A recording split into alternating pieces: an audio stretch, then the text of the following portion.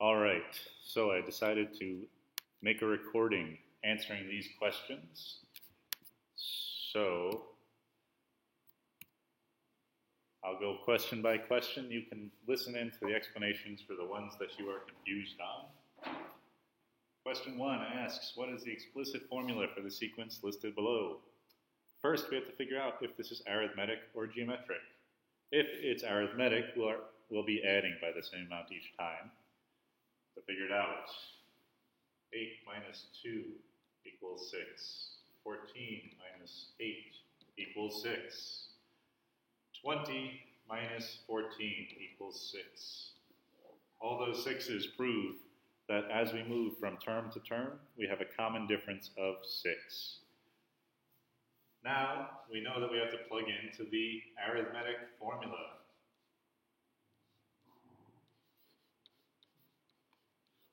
Here, the only things you have to plug in are A1, the first term, and D, the common difference. A1, we know, is 2. A1 means first term. So I'm going to plug in 2 for A1. We get A sub n equals 2 plus our common difference of 6 times n minus 1. At this point, notice that none of our answer choices has n minus 1, which means that we're going to have to distribute that 6.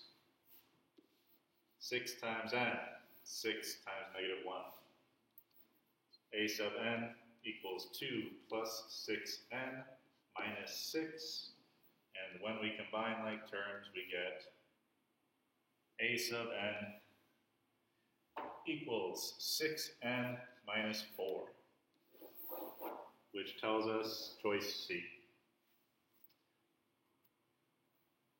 Next, the strength of a medication over time is represented by the equation y equals 2/3 to the x power.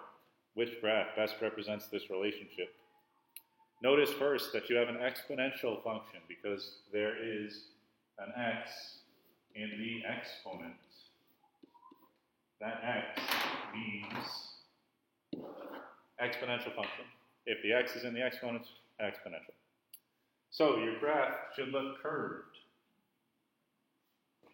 Depending on whether it's between 0 and 1, your base, 2/3, or greater than 1, will tell us whether it should be an increasing curve or, an increasing curve or a decreasing curve. So because 2/3 is less than 1, we know that our function will be decreasing. And choice D shows an exponential curve that is decreasing as x increases. So that should be your choice. Which function has the greatest value when x equals 4? For this one, you're just going to plug in 4 for each function. F of 4 equals 4 to the 3rd power, which is 64. F of 4 for choice B equals 3 times 4 to the 3rd power, which equals 192. F of 4 for choice C means 3 to the 4th power, which means 81. So B is the correct choice for this one. Notice that if x was a higher number, which you can test. If you do x equals 10, you'll see that C will end up being the higher one as x gets higher and higher. Question 4, the accompanying graph shows the heart rate in beats per minute of a jogger during a 4-minute interval. What is the range of this function? Range should be, you should immediately think, what are the y values, my minimum and maximum y values? So on this graph, the lowest y can be occurs at 60. The highest y gets occurs at 110. So our answer choice should be A. 60 is less than or equal to y, which is less than or equal to 110. Notice that if we had open circles at the endpoints here, then it should read 60 is less than y, which is less than 110. The fact that we have closed circles means that we have less than or equal to symbols. If they asked you for the domain should be looking at the lowest x value and the highest x value. The lowest x value is 0, the highest is 4. So we could write our domain 0 is less than or equal to x, which is less than or equal to 4. What that is basically saying is that this function is defined for x values between 0 and 4. Average rate of change. This is when you find the two endpoints of your interval. In this case, they're asking you the average rate of change from age 20 to age 80. So we need our endpoints. 20, our y value for 20 is 4.7, and 80, our y value is 2.3. From here, we use our slope formula. y2 minus y1 over x2 minus x1. On the test, please label your points. x1, y1, x2, y2. That will make it very hard to make a mistake when you substitute in. So substituting, y2 was 2.3, y1 was 4.7, x2 is 80, x1 is 20.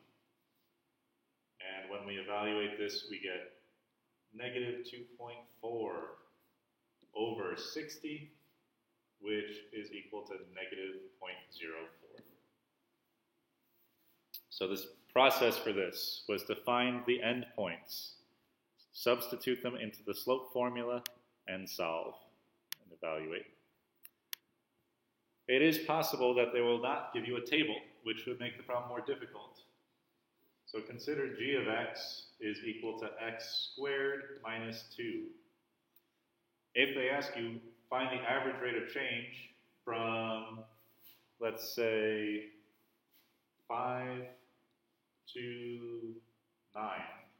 We're looking for the average rate of change. In this case, they've given us the x value endpoints. The lowest x is 5, the highest is 9. We just need to find the outputs for those particular x values. So to do that, substitute g of 5 equals 5 squared minus 2, which is equal to 25 minus 2, which is equal to 23. So our first endpoint would be 5, 23. Next, substitute 9. G of 9 equals 9 squared minus 2 equals 81 minus 2, which is 79. So our coordinate would be 9, 79.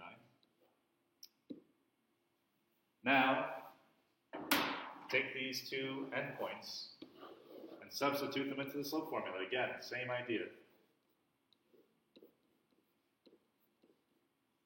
When we substitute,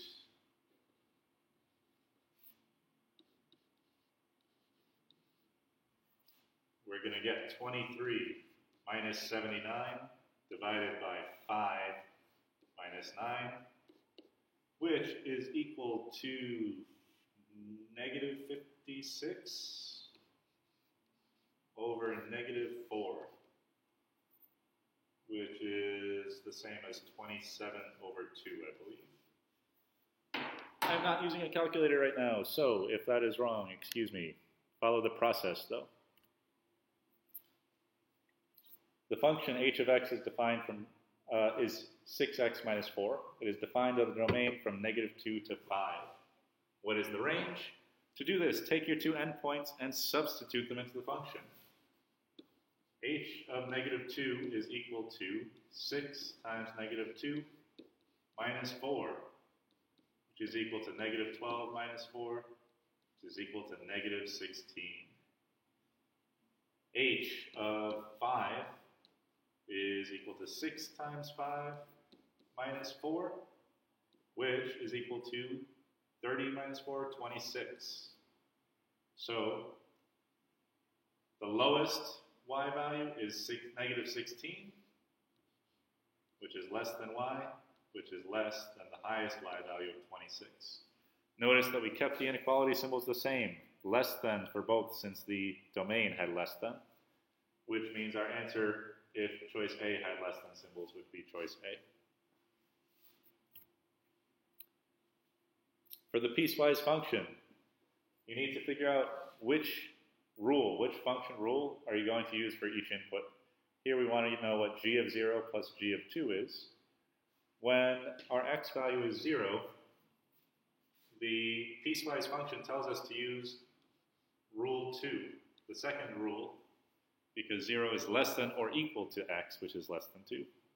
So substitute g of 0 into the second rule, and you will get 2 times 0 minus 1, which is equal to negative 1.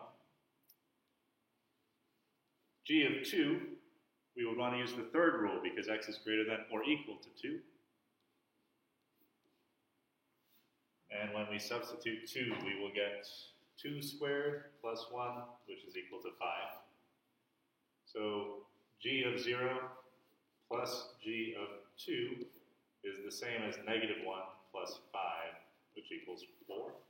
Choice C.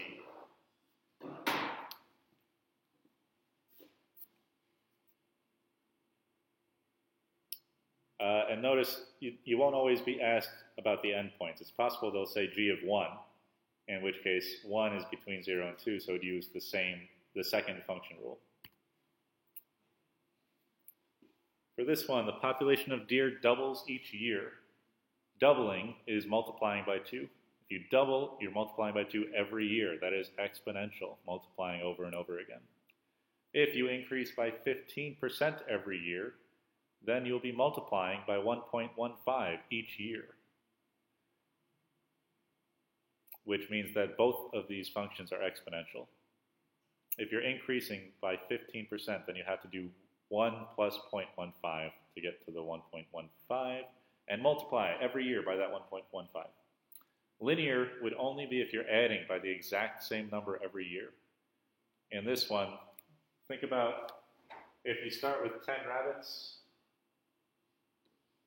and you increase by, say, 10%, then you're going to multiply by 1.1 to get 11 rabbits. And if you multiply again by 1.1, you'll go up even higher because you're starting with more rabbits this time. For this one, the 36th term of an arithmetic sequence is 122. The 38th term is 130. So if our 36th term is 122, and our 38th term is 130, well, there's one term in between these. We need to figure out what is the 37th term. Since it's arithmetic, in between each term, we're adding by our common difference, so plus d for both of these, which means that if we start with 122 and add 2d, we will get 38. So if you just solve that, you'll find out what d is.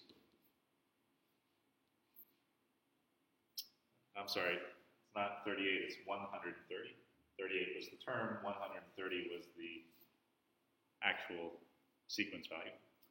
So 2d is equal to 8, which means d is equal to 4. After that, there are two ways that you can think about the problem. First is that if the 36th term is 122, well, to get back to the first term, we could subtract the common difference 35 times. So 122 minus 35 times our common difference of 4. And that will give us negative 18, I believe. The other way would be to use the explicit function rule and solve. We know now that d is 4, so we could substitute that right away. If we want a sub 1 to be the only unknown, then what we can do is take one of the terms that we know. We know term 36, so let's write 36 in for n. for n. When we substitute 36, well, this a sub 36 is the 36th term, and we know that that's 122, so we can actually write that instead. So 122 equals a1 plus 4 times 35. And when we do that, we will get the same thing for a1 after we solve, which is negative 18.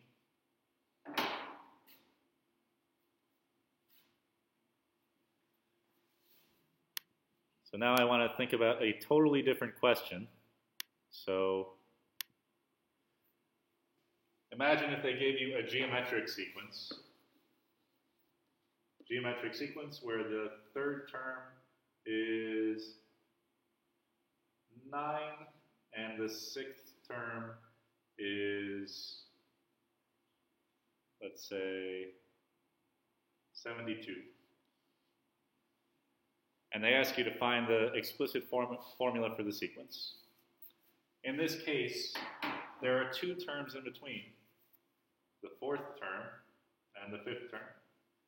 Since we're now dealing with a geometric sequence, to get between these terms, we have to multiply by r, the common ratio. So times r times r times r. What that's telling us is to get from the third term to the sixth term, we multiply by r 3 times. And since we're multiplying over and over again, that's an exponent, r to the third. So if we start with 9, multiply by r 3 times, we will get 72. Now we can solve for r, the common ratio. Divide by 9 on both sides, and we will get r cubed is equal to 8. And this is when you take out your calculator, take the cube root of both sides. On the calculator, you will type in 8 caret to the 1/3 power, which will give you 2. So r equals 2. And then you can go back to your formula for a geometric sequence. an equals a1 times r to the n minus 1 power. And do the same exact thing. Substitute. We know what r is now. R is 2. We also know that if we plug in 3 for n, a sub 3 equals a1 times 3 for n to the minus 1. Well, then we know the third term, a sub 3, is 9. So 9 equals a1 times 2, 3 minus 1 is 2. And we can again solve for a1. 9 equals 4 times a1. And a1 equals 9 divided by 4. So if they ask us to write the geometric formula for this sequence, just substitute 9 over 4 for a1 and 2 for the ratio. A sub n equals 9 over 4 times 2 to the n minus 1 power.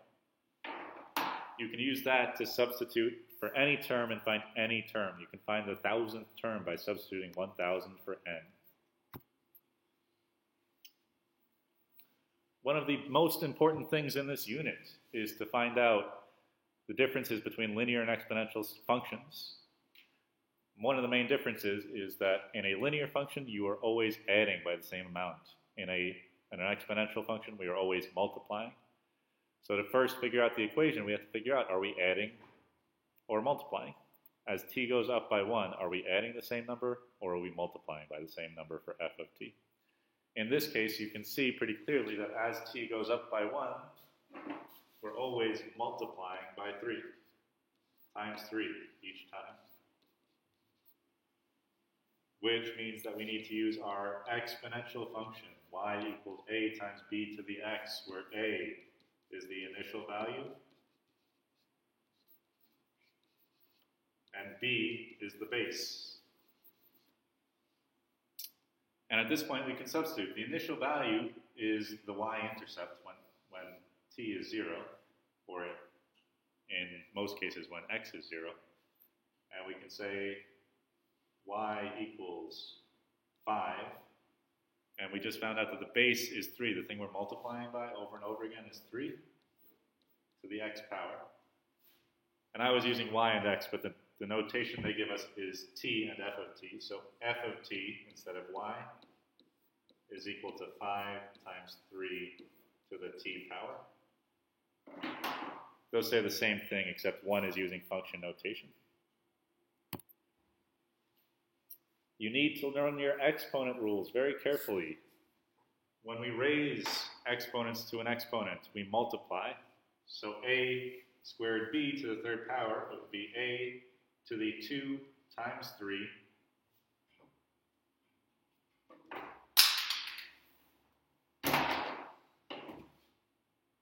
2 times 3 times b to the 1 times 3, since you really have an exponent of 1 next to that b, still divided by a to the negative 2 times b.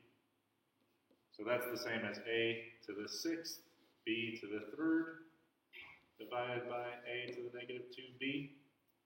And now we're dividing exponents. The rule is when we divide, we subtract the exponents. So we would get a to the 6 minus a negative 2 times b to the 3 minus 1, which is the same as a to the 8th, b squared. Choice 2. Be very careful on a test. If you're asked something in simplest form, do not leave negative exponents. Always change them to the positive exponents. Just as a totally random example, if you solve something and get a to the 3rd, b to the negative 2, don't leave it that way. Convert that negative exponent to a positive exponent by moving it into the denominator and changing the sign. So a cubed over b squared is an equivalent expression, except we're using a positive exponent instead of a negative exponent. 11. Given the function f of x equals 4 times 2 to the x, which of the following statements is always true about the graph of f of x? In this case, you should always try to look at the specific graph. So I would say on your graphing calculator, try to graph 4 times 2 to the x. And in this case, you'll see, like in most of our exponential functions, the graph is always above the x-axis. It never quite crosses 0, which means f of x is always greater than 0. So our answer for this one would be choice B. A isn't correct because we could substitute anything we want for x. So x is not, A is not correct because we could substitute 0. If we're saying that x is not equal to 0 is always true, that would mean that we can't substitute 0. But we can. 4 times 2 to the 0 is just 4. And C and D don't make sense either.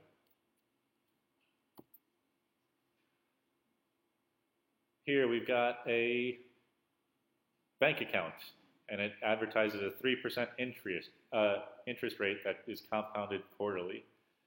If Rex Ryan puts $55.25 into this account, what will be his balance in 6 years? In this case, we're going to use that formula we learned, where it's still an exponential formula, y equals ab to the x power, but our base is a little different here. Our base is equal to 1 plus the interest rate in decimal form divided by n, and we have to multiply the number of years by n as well. So the final function looks like this. Y equals a times 1 minus r over n to the n times x, where x is years. So n represents the number of times that interest is compounded quarterly, is compounded per year, excuse me.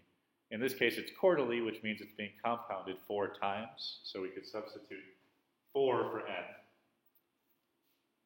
A, again, is the initial value, so 5,525 times 1 minus r, the interest rate, is 3. So it's 0.03 because we have to convert it to a decimal, divided by n, which we said is 4, times, again, 4, And we're talking about after 6 years, so it will be times 6.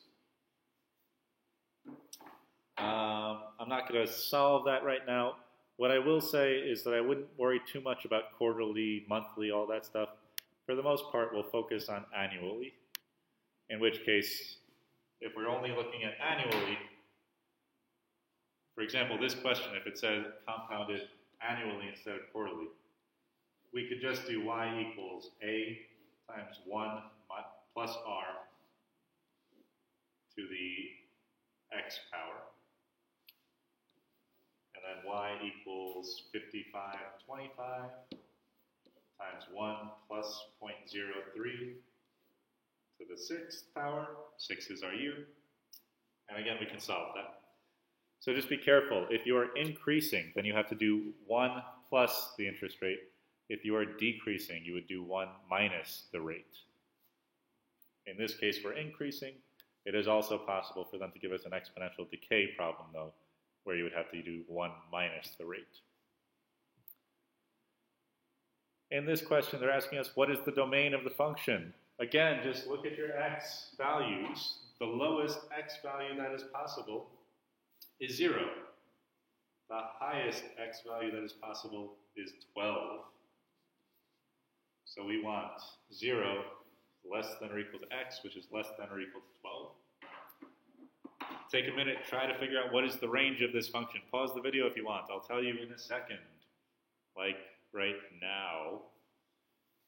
The range is the lowest y value to the highest y value.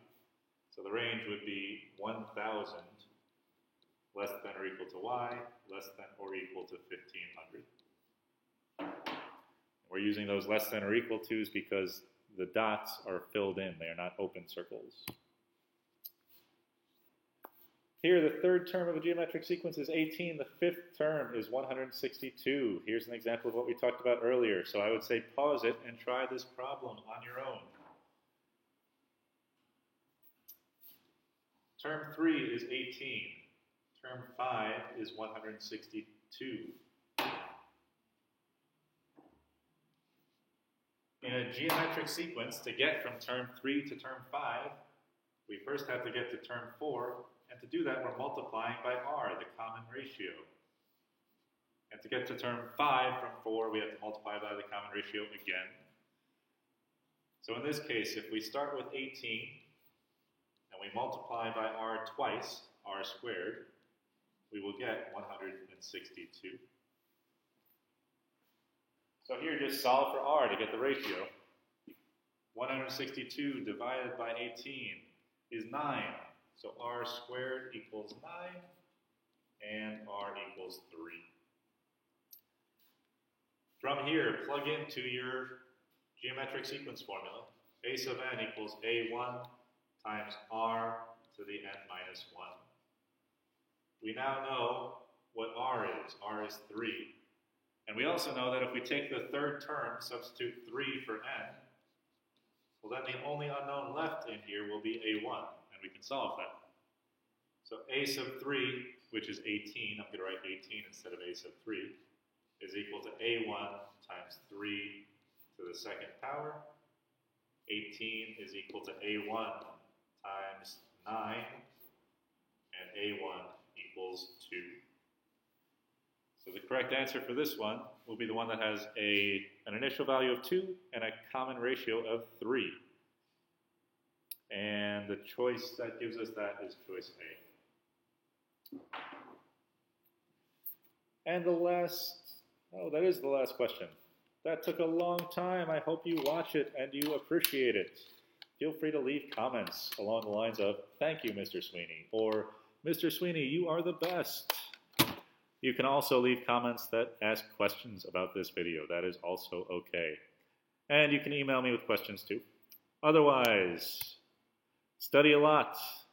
Have a great weekend.